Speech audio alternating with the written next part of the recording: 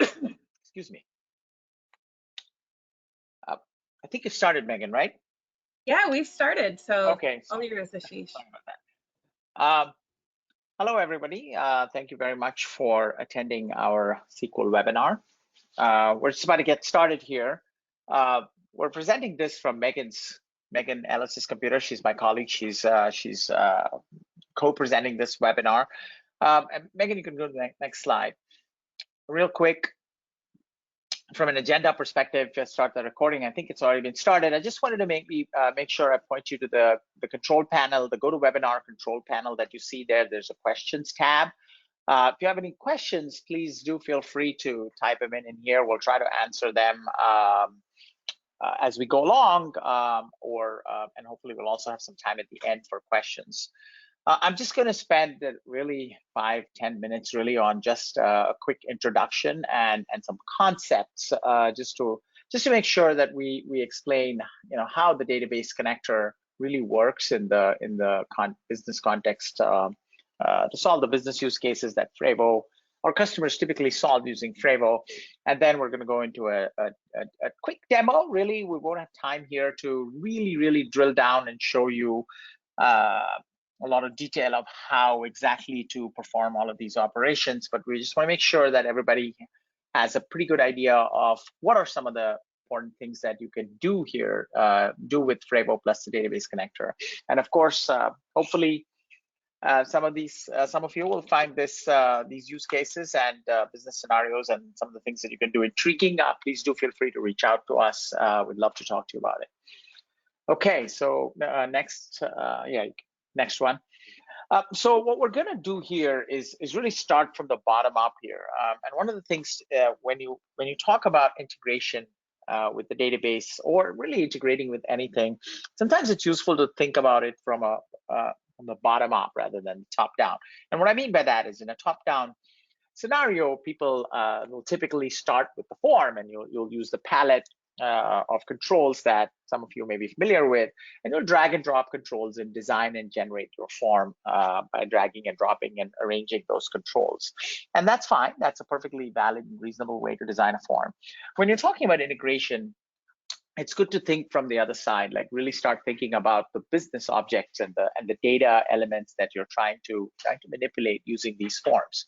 So let's use purchase to pay as an example, although really the same thing is applicable in pretty much any problem domain that you're trying to solve here. So the purchase to pay process is pretty common and familiar, I'm sure, to most people. It's really what most organizations, businesses, companies, universities, what have you, they use the purchase to pay process to really purchase items typically from a set of approved vendors, and they use purchase orders to do that. And then the payment part here is also where they might receive an invoice, need to reconcile it. Sometimes there's a 2-way or 3-way reconciliation. You might reconcile it against the PO, or you might reconcile it against the PO as well as the receiving, as well as your receiving, to make sure the goods were actually received. And then you want to pay invoices. And of course, you may receive multiple invoices against a single PO. But from a very high level, any application that handles the purchase to pay process really deals with business objects. We'll call them business objects, entities, really things, if you will. And they deal with things like vendors, purchase orders, which typically purchase orders will have one or more line items. They'll deal with invoices, they'll deal with products, they might deal with inventory systems and things of that sort. If you go to the next slide, Megan. And what workflows and business processes in these applications typically do is essentially you're manipulating these business objects, and typically in one of these 5 common ways.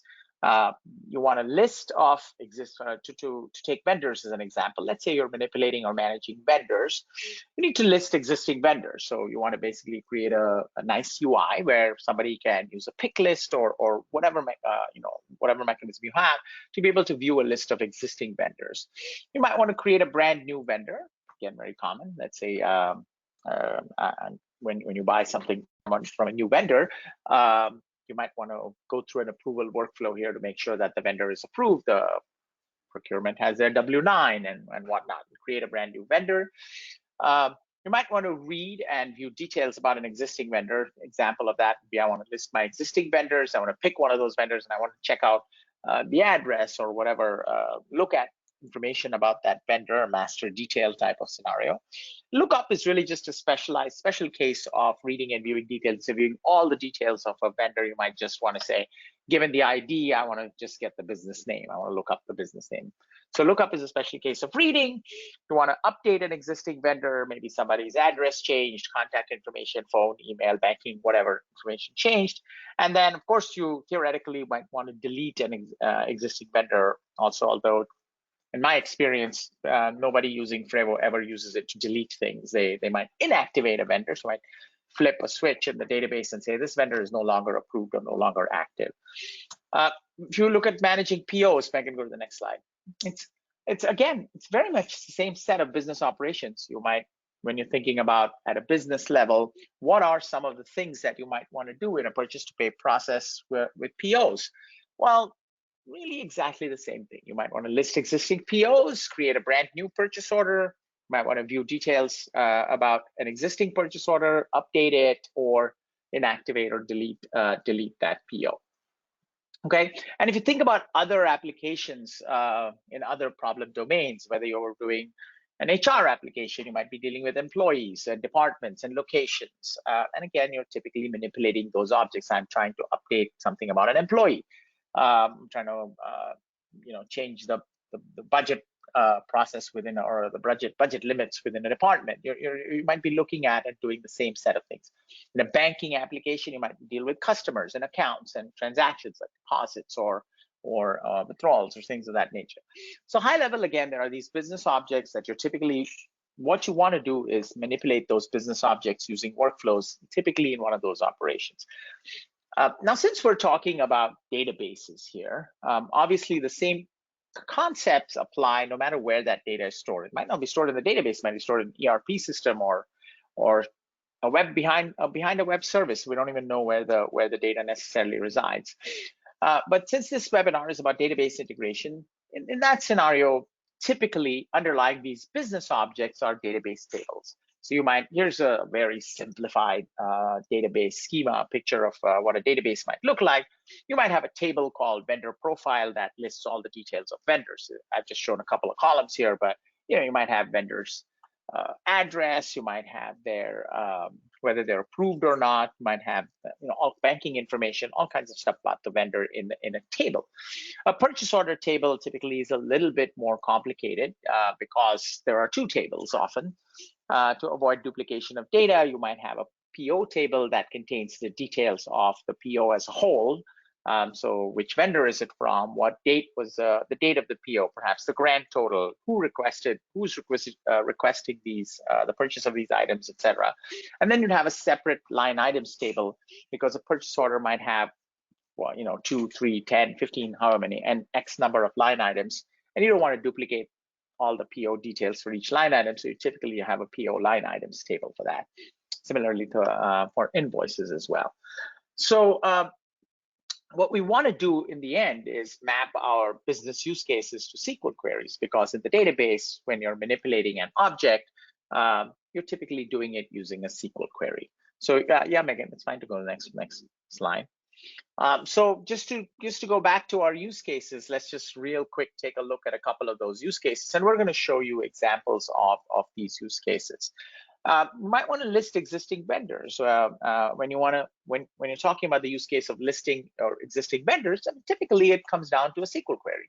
So you might run a SQL query that looks like this. This is just an example. You might want to select star from vendor profile, or select a couple of things from the vendor profile and order them by name, so it's more user friendly. People are much, people understand or look at the name, they have no idea what ID 6 means, and certainly you want to sort those things in a manner that makes sense for the users. So that's what the result of that, running that SQL query against the database would look like. Typically, when you run a SQL query, especially a select query, something that retrieves or reads data, you're going to get a result set table, really, that looks something like this. It obviously might have many more columns, but in this case, you're going to get a list of IDs and a list of names. And we're going to show you, or Megan's going to show you, how you can run essentially this SQL query and and without really doing any programming, populate a dynamic pick list that shows exactly this information. When it comes to the next use case, Megan, move to the next slide. You might be reading, viewing, maybe even updating an existing vendor, but in the master detail scenario, again, it's very similar. I want to get a list of vendors. That's what we showed on the previous query. We're going to show you how to populate a pick list with that. Then I'm going to let the user select a vendor from that list. So once I select a vendor, I'm going to basically, I know the ID of the selected vendor, and then I'm going to run a SQL query again. So I'm going to select star from that vendor profile table where the vendor ID is the ID of that particular selected vendor, and you're going to end up with again, a result set, a table basically that says, okay, for vendor ID 4 or 2 in this case, sorry, the screenshot doesn't match the query on the screen. For vendor ID 2, here's all the data that I have in the database. The name, I've got a street, a city and a state, a postal code, country, phone, email, and the date that the vendor was created. And we're going to show you again how with frevvo's database connector, it's very easy to create a form or workflow that allows you to, without doing a single line, without any programming at all, you can just select a vendor, you can create that pick list, select a vendor from that pick list, and easily display this information. Similarly, the next slide, Megan, is to create a new vendor or even update an existing vendor. Again, really boils down to a SQL query. We're going to insert into that vendor's table information about that vendor. Or a SQL query might be, we're going to update that vendor's table and set information that was collected on a frevvo form or workflow. So in this case, we're going to say, oh, we want to create a brand new vendor. The form's going to say, all right, you need to provide me with these 8 pieces of information to create a vendor. You fill all that out. If you want, you can run an approval workflow as well and send it out to your manager and to procurement for approval. And once it's approved, and the workflow completes, you can then update the database by either inserting a new record into it or updating an existing record. Okay, so now that we know that you basically have SQL queries, your workflows, basically business use cases, basically are workflows that manipulate these objects. Those objects are represented in SQL as tables, and manipulating those objects in the SQL database fundamentally boils down to SQL queries. So where's the database connector come in? What the database connector does is it says, okay, the database talks SQL. It needs to run queries or maybe stored procedures also. Obviously, frevvo certainly supports those as well. But the database talks its own language, SQL and stored procedures. And from a data perspective, it returns things in its own format. It returns result sets and tables that are SQL centric. But that's not what external applications typically want. Something like frevvo, what it wants to do is it's basically external applications often want to communicate via HTTP nowadays. RESTful web services that you access over the internet using the HTTP or HTTPS protocol, and you want to be able to communicate with backend systems. So that's really what the database connector does. On the left-hand side, it really talks HTTP and XML or JSON, which is the language of those web services. So it basically receives a request via HTTP. It says, oh, what is this request? I'm going to map that to a particular query. Obviously, that mapping is facilitated via a configuration file that whoever is, when you install the database connector and configure it, there's a config file that you have to configure. But when it maps that HTTP request to a query, and it says, okay, I found the query, I'm going to execute that SQL query. If you're reading something, that SQL query will return a result set. It's going to convert that result set to either XML or JSON, depending on the requester. The requester can specify, I want this either as XML or JSON, and it's going to return that XML or JSON as a response to the HTTP request. So that's how sort of the flow, the requesting application sends an HTTP request, the DB connector runs a query, parses the result set, returns back data in the format that makes sense for the requesting application. And for inserts and creates, exactly the same thing, but in reverse, except in reverse, in that the requesting application is going to send the data. So in that HTTP request, it's going to send a payload.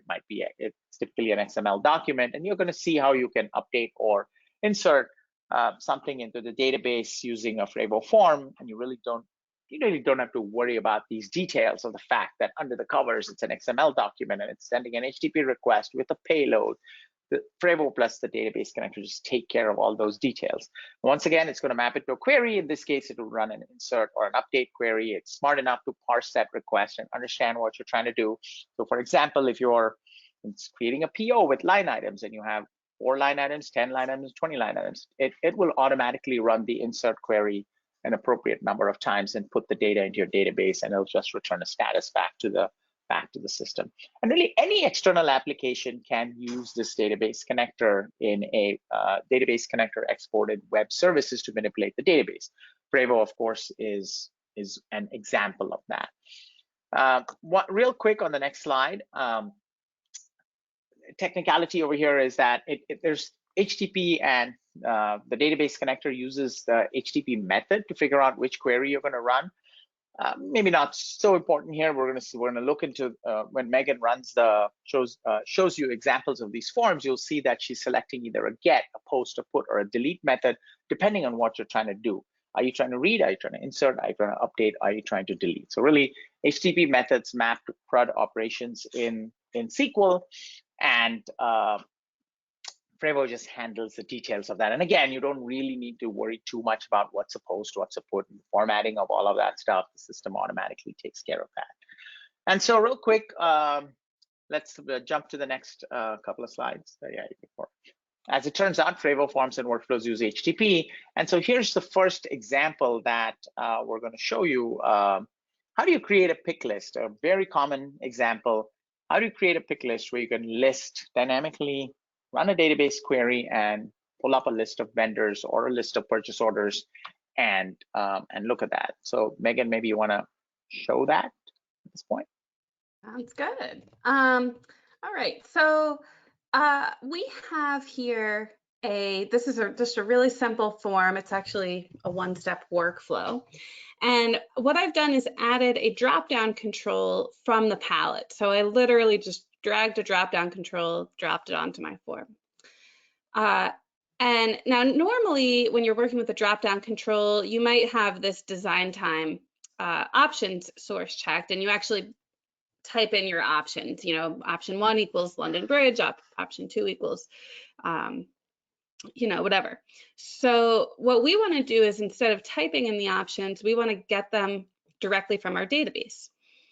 So we've constructed a database URL, and I'm actually going to run this URL in a browser here just to show you what it looks like. Might be a little small. Let's see if I can make that a little bigger for you. So what you can see here is when we run this URL, we're pointing to the location of our database connector, and then we're also pointing to the name of the query where we wrote those SQL statements. The database connector can then run that query on the database, and it receives the answer back in this XML document. A couple of little things to point out here. Of course, you can see the values of all the vendors I have in my database, but you also see the columns of the database are named right here. So we're actually going to use those in just a moment. If I come back to the frevvo form, looking at that drop-down control, we have the options URL pointing to that exact same URL we just ran in the browser.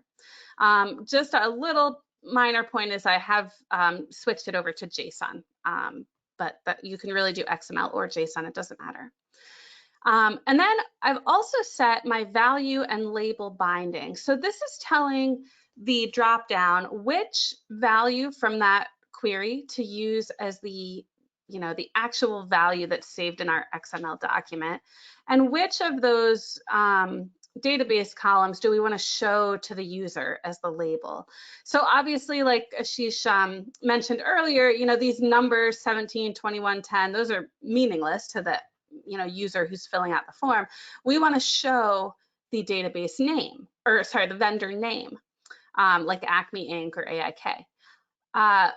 But we still want to save that number ID value behind the scenes, because we're going to use that later to, for example, get information for a specific vendor. We need it to have that unique ID. So we set the value to ID and the label to name. And that's really all there is to it. Literally just, cut and paste your URL in there, set your value and label, and then you run the form. And just like magic, frevvo takes care of all the work, goes to our database, and gets me a list of vendors. And now I happen to be running this in test mode, so you can actually see in our debug console, you can see this URL run, and you can see all the data that is returned right here in the debug console. But of course, for our user, it looks super user-friendly. They can just select whatever they want from the dropdown. All righty. Back to you, Ashish. Hey, Megan, why don't you submit that form and quickly take a quick look at the submission as well? Sure, yeah. Just so that you can see that the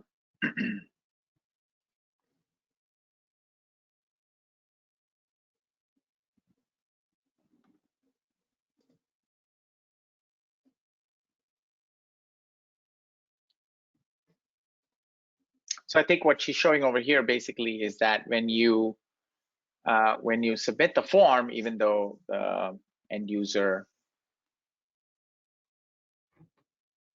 Can you see that? chose, yeah, we can see it. Yeah, I can at least. The value of the control, the value that was submitted is the vendor ID, and that's something that we're going to use in subsequent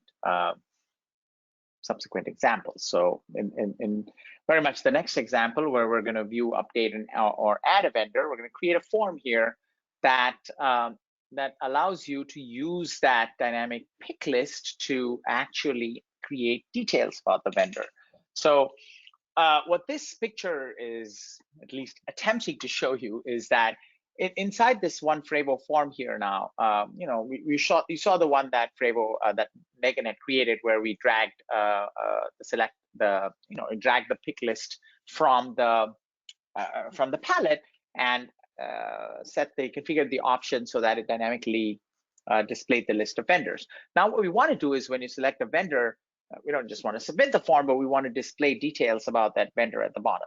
So the way to think about this is that a single frevvo form has the ability to actually, you could think of the frevvo form as having multiple little sections in there. Now, we're showing them as if the sections are separated from each other, but you can drag and drop these fields in the form and mix them. It doesn't have to be a one after other sequential layout. But the green box down below represents essentially a set of fields in the form that are bound to a separate document. And you can configure that document or data source completely independently from the other controls in the form. So essentially, if you want to view, update, or add a vendor, once again, remember, we've got a SQL query. We're kind of skipping that part. You can believe us that we've got a configuration file where we've set up the appropriate SQL query, which is really select star from vendors where the ID equals the selected ID. So all we're going to do is add a data source, generate the form fields automatically from that data source, and then really configure an HTTP URL. And the HTTP URL is when the form is when you select a vendor from the pick list, frevvo is going to notice that, oh, there's a URL configured for this set of fields. Let me go call it. When it calls that URL, the database connector is going to do its thing. It's going to receive that request. It's going to map to a query. It's going to run the query, receive the results, convert the results to XML, return the XML back as a response. And you'll see how the fields down below automatically and instantly update. The fact that all this XML conversion, all this SQL result set stuff is going on in the background is hidden and almost irrelevant. So Megan, maybe you can show that. Sounds good. So we'll come back to our list of forms and workflows, and I'll just point out that in the schemas tab, I have actually uploaded documents that represent each of those queries, kind of define those queries, and I'm going to use those to connect our workflow to the database. So if I, this is just a fresh workflow that I built to kind of demonstrate how this works. You can see very simple workflow. The My Item section here is the default document. I pulled that from palette. But what I want to do now is add all the fields that I need to see from my query, all the database table columns. So I'm going to click this new from XSD. And then under this vendor details XSD, I'm going to simply add that into my form as a data source. And then I'm going to click this blue plus, and with one click, I'll be adding, a dozen fields here that are going to be bound to that data that the query is sending back. So you can drag and drop this. Megan, oh, yep. Go Megan, ahead. I just want to add one quick note over there. If you expand, after you finish dragging, if you expand that thing back again, one thing I really wanted to point out is you can see that some of these fields are white and some are yellow. The yellow fields are required, and you can't submit a frevvo form unless the information has been populated. And frevvo does all this automatically. So this is coming directly from the database. So the database is saying that the approved and active fields are optional, so they have a default value in the database, or they can be null. Whereas the database is set up so that all these other fields must be populated. They cannot be null in database lingo. The other thing that the frevvo form will also do is it'll also enforce any other constraints that you have. So I think the database has some constraints on the length of some of these fields. So I think the street can be only 128 characters, or whatever the constraints are on the fields in the database, even the data types in the database. So we happen to have, I think we have a date down below, something in the database column, the database column of type date or date time. And if you scroll up, Megan, you'll see that frevvo has generated a date control automatically. So it does all of these little details for you automatically as well. Excellent, thank you. And then even though it is setting all that up automatically, you can change a lot of things about this. So, row is kind of meaningless. You could change that to vendor details. You can change the name, even the control type. In many cases, you can change these little decorator icons. You can resize them, and you can drag and drop them anywhere else in your form that you want. So rather than taking up your time with that here, I'm going to flip over now to this exact same form that I have already sort of tidied up and polished and made it look nice here. And so once we have added all those controls from the schema, from the data source there, we want to set up the HTTP URLs that are going to tell frevvo where to access that database connector. So we do that under Settings, Document Actions, and Send Data. We have an option here for manually set doc URIs. And what I do is in the document vendor details, which is tied to that data source that I added to the form, you can see it's the same name, I'm going to set a read URL, which is going to run this vendor details query, and the method get will map to the retrieve statement in that query. So it's going to retrieve all the vendor information based on the vendor ID. So what we'll do is we'll run this in a browser just so you can see. Now this happens to need to know what the vendor ID is in order to get that info. So I'm going to give it a value here, and you can see that it returned all the vendor details for this Atelier Graphique vendor. Now I've used the same URL in the right URL with the method put. And put allows us to map to both the update statement and the create statement. And basically the way it'll work is it'll try to update an existing vendor. And if it can't, because you haven't selected an existing vendor, then it will run a create statement and it'll add a new vendor to the database. You can also, if you just look in this method menu, you could also post and you can also delete. So you do have other options here. If you don't need to update, you're just adding new, you would do a post. So with that, we're going to run this form and test it and see how it works. So I happen to have polished this form up a little bit so I can do the operations kind of separately without showing the user a bunch of stuff they don't necessarily need to see. So first, I'm going to click Add, and we'll simply add a vendor.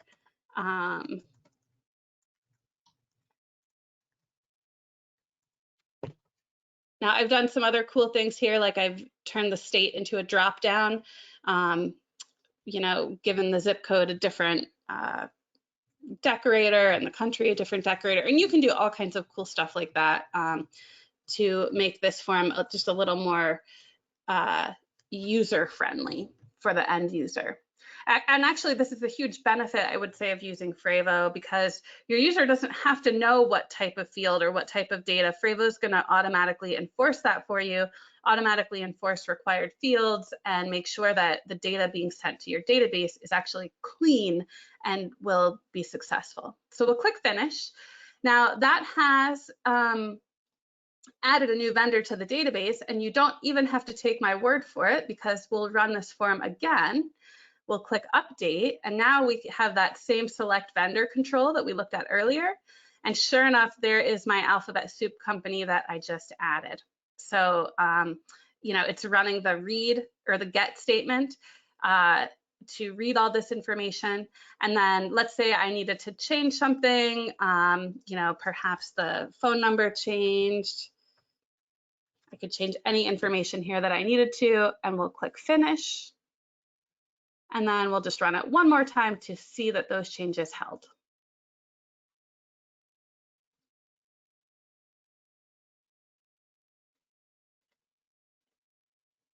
And sure enough, there's the new phone number. So we're really running 3 operations in one form, but it's all very sort of slick and sophisticated from the user perspective. Right. And there's nothing, you don't have to write you know, you don't have to write any code to do that. Not a single line of imagine, code. Yeah, I could imagine in real world applications, we've got customers that have forms or workflows here where this master detail view, where you're selecting a vendor or whatever object, sometimes has, I've seen literally up almost 200 fields coming back from the database. As you can imagine, doing that programmatically or via business rule, JavaScript, anything of that sort can be very challenging. And if something goes wrong, it's hard to figure out where you know, issues, where there's an issue. With this approach, with Frevvo, this bottom-up approach of adding data sources and just relying on the system to do all that validation, assigning values to the proper fields, et cetera, you don't have to worry about any of those details. It just works automatically. And what we're going to show you is almost something very similar, but sort of one step further up. Next slide over here, where we're going to really do almost the same thing over here. But when it comes to a PO, I guess you're not really adding, displaying the vendor in your example. But the idea here is that of this picture, which looks very complex, is that you can have any number of documents or any number of backend web services, data sources, using all of those terms interchangeably here, that different pieces or parts of that Frevvo form are bound to. So you can basically have that at the top, the red part over here, that really is just using that dynamic options URL configuration that Megan showed you to create a dynamic pick list. Based on that pick list, if you wanted, you could display the vendor information down below. You could also create a pick list that displays a list of purchase orders. I believe that's what you're going to show, right, Megan?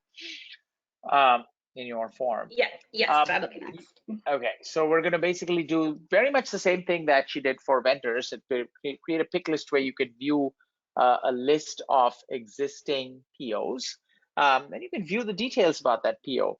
Now you'll see that a PO is actually interacting with multiple tables. So you'll be able to view the details of that PO, but you'll also be able to, the system will automatically, just using a URL, it's going to run a separate query against a separate table and return a list of line items. The number of line items in a PO can be variable.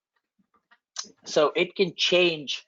You can have 2, 3, 4, any number of line items, and you'll see how when you select one PO versus the other, the system just automatically works. It expands the table, collapses the table, or reduces the number of items in the table, and so on and so forth. And then the same thing also happens in reverse. Let's say you want to update a particular PO. updating a PO is more complex than a vendor, because not only might you change the phone or the city or something, you might actually add a brand new line item. You might click plus in that table, I'm trying to add it. I'm trying to buy broccoli in addition to the water and the carrots, and I really don't need any water, so I'm going to delete that. And then I need a few more carrots. So you could do all of those operations in one shot. You might be updating an existing line item, you could be deleting an existing line item, and at the same time, you could be inserting a new line item. And the nice thing is that you just have a single URL, and the database connector, frevvo, and really the DB connector in this case, it's smart enough to just do the right thing for you.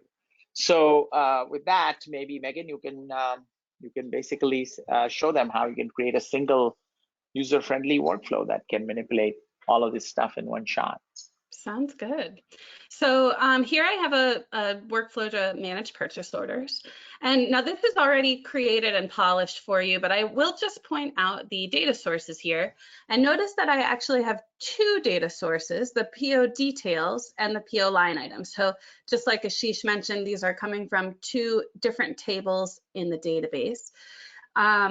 And what I've done is I've mixed and matched those controls all over the place. So I have the line items configured as a table, so I can add multiple rows of them. And I put them in the middle of the PO details section, which has, you know, some address and information above, and then shipping and handling and grand total below. And then we've also done some business rules to automatically calculate subtotal and grand total for you, just to make it a little bit easier.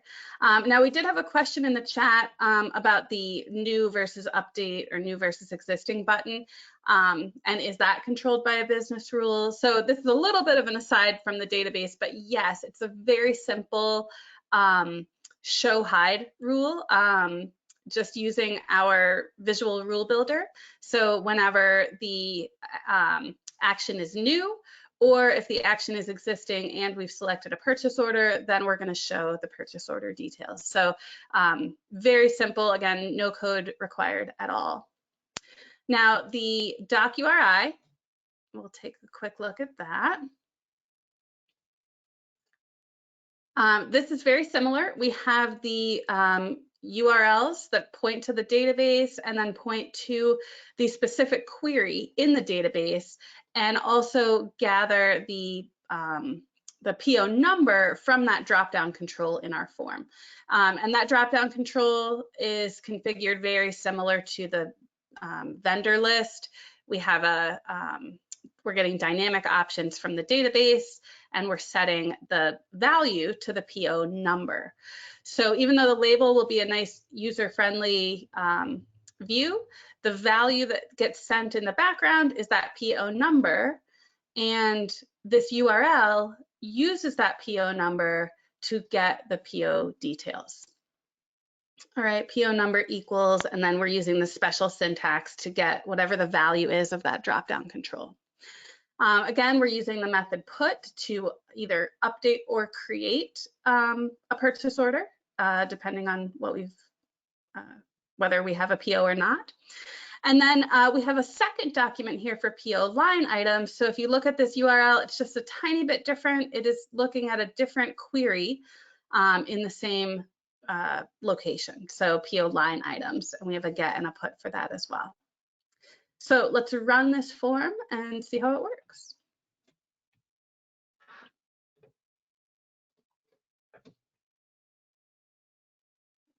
So we'll start by adding a new purchase order. When I click new, I've also got a rule running to the database that's going to automatically get a purchase order number. So PO number is a column in our database that is like auto-generated number.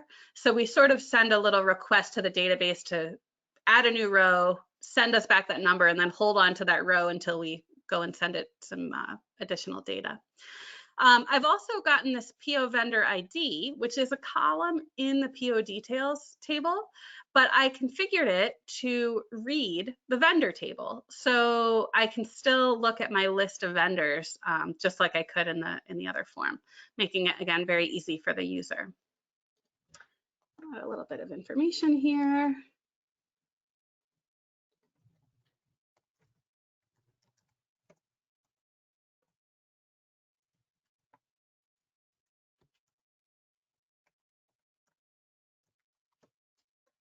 And then we're going to add a couple of rows. I'll just sort of make up a product code. And I guess if you wanted, Megan, if we had a backend database where product codes and descriptions and quantities were available, you could do a lookup just like we did for the vendor ID.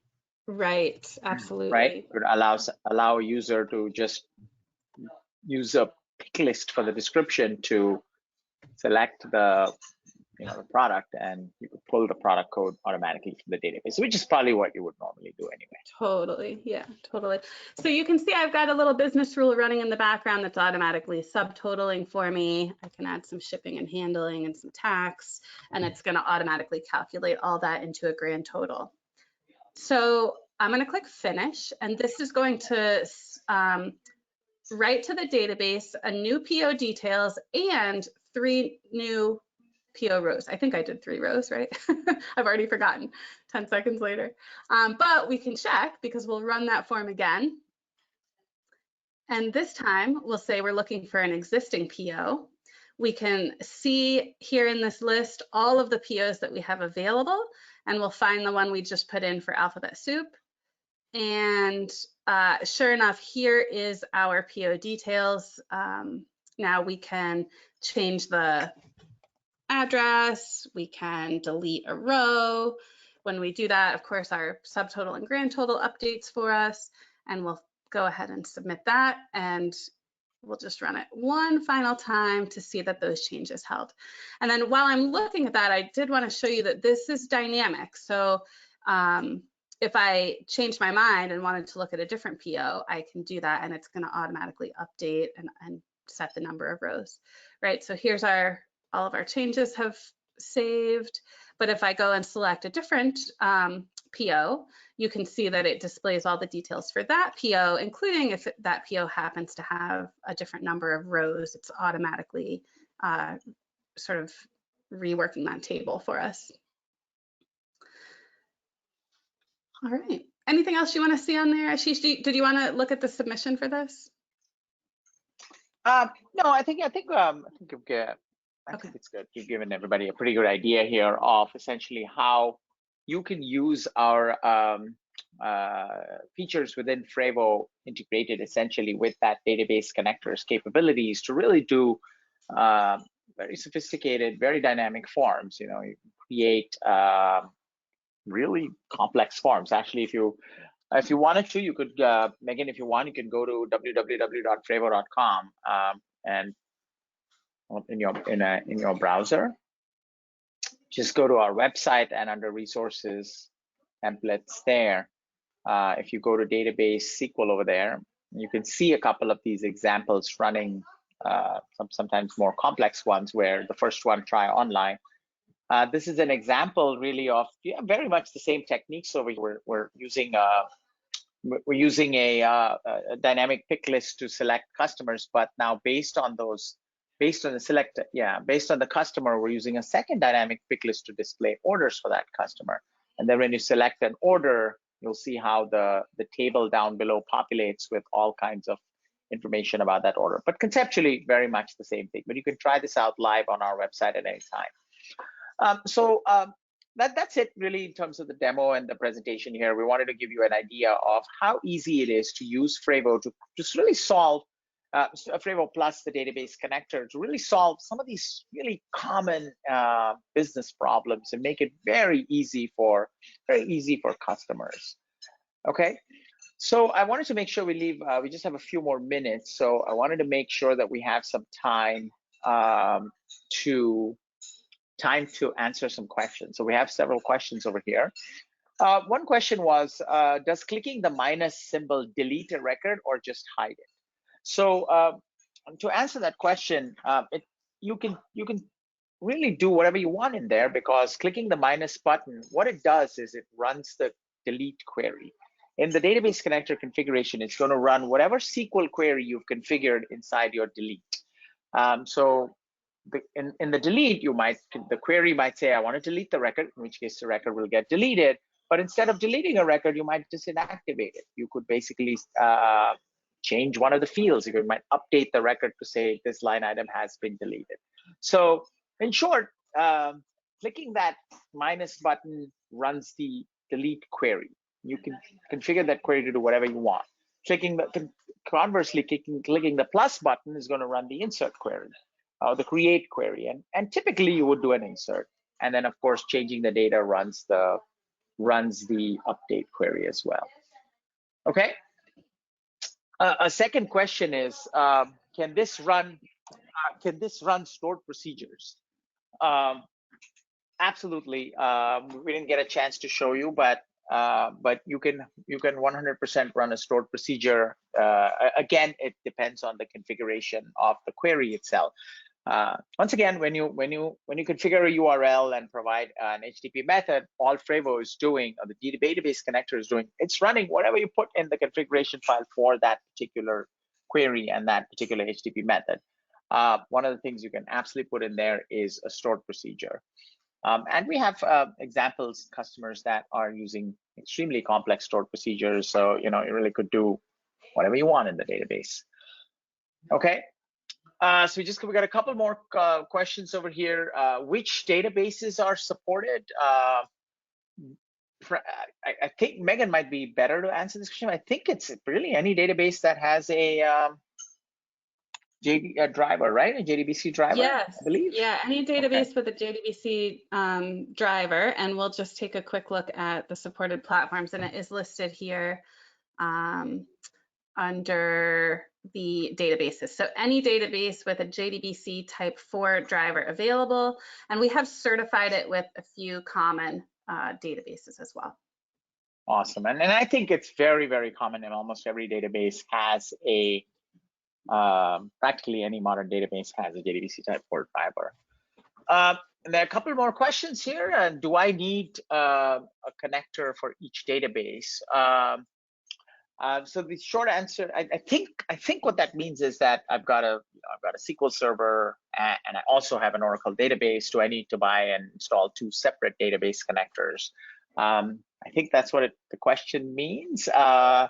The answer is no. A single database connector, as long as wherever the database connector is installed and running, as long as it has the ability to access those multiple databases, a single database connector can support and connect to as many databases as you want. And it's worth mentioning here that it's not simply connecting to the database and running queries. I mean, that is of course the most obvious thing that it does, but there's a lot of housekeeping, if you will, going on behind the scenes. Connecting to and handling these databases, a lot of error handling, connection pooling, making sure you get rid of stale connections, making sure that we open a new connection when we're running out of connections in the pool, doing all of that, all of those details, those tedious details that are commonly problematic and consume a lot of time when you write programs that connect to databases. The system just handles all of those details for you. And I think the last question was, do we need to purchase? Essentially, is there a cost to this database connector? The short answer is yes. But the longer answer there is that it does depend on what you're actually purchasing. Like some versions of frevvo do come with included connectors as well. So unfortunately, I don't have a very good answer. The real answer is it depends. But in general, yes, there is an annual fee for this connector, just like it is for for some of our other connectors as well. Okay.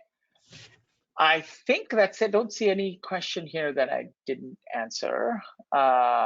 So thank you very much, Megan. Thank you so much for the wonderful demo. Thank you everybody for attending. We have recorded the webinar and we will be sending you a link to the recording in the next day or two. Thanks for coming.